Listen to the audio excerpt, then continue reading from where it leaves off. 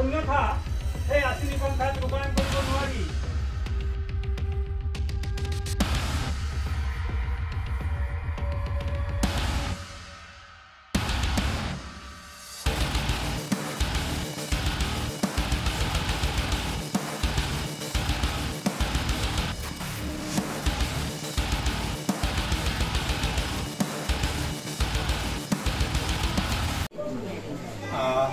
বিশিষ্ট সমাজসেৱক সদ্য খুব কম দিনতে তেখেত আমি অতি সন্মানেৰে সন্মানিত কৰিছিলোঁ। শিক্ষাহাৰ অতি বঁটাপ্ৰাপক মোৰ শিক্ষাগুৰু শ্ৰদ্ধেয় কমৰুল বিষ্ণাম ডাঙৰীয়া, গাঁও সচিব প্ৰধান আমাৰ বিশিষ্ট সাংবাদিক বদ্ৰুজ্জামান আক্তাৰ ডাঙৰীয়া, আমাৰ মেহবুব ডাঙৰীয়া, বিভিন্ন সভা সমিতিবোৰত উপস্থিত থাকি আপোনালোকৰ বিভিন্ন অৰ্পণ কৰিব আৰু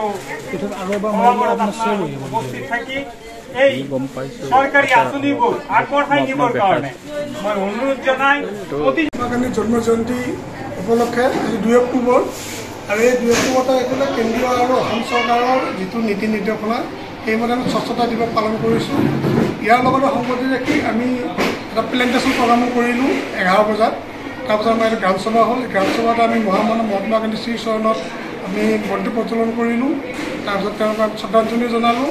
আৰু এটা ডাঙৰ উদ্দেশ্য হ'ল যে এই 2 অক্টোবৰৰ পৰাই আমাৰ গাঁও পঞ্চায়তৰ বিভিন্ন উন্নয়নমূলক আঁচনিসমূহ গ্ৰহণ কৰা হয়। মানে আজিৰ পৰা ষ্টাৰ্ট আৰম্ভ হৈ গ'ল। এইটো প্ৰতি ৱাৰ্ডে ৱাৰ্ডে আমাৰ গাঁও পঞ্চায়ত কৰ্তৃপক্ষ যাব, ৱাৰ্ডৰ মানুহৰ লগত ডিছকাছ কৰিব, আলোচনা কৰি কাৰণ কি সমস্যা আৰু সমস্যাসমূহ নিৰ্মূল কৰিবৰ কাৰণে কেনেধৰণৰ আঁচনিৰ প্ৰয়োজন হ'ব এই বিষয়ে আমি আজি এই গাঁও সভাৰ লগতে ৰাইজক আমি অৱগত কৰিছোঁ।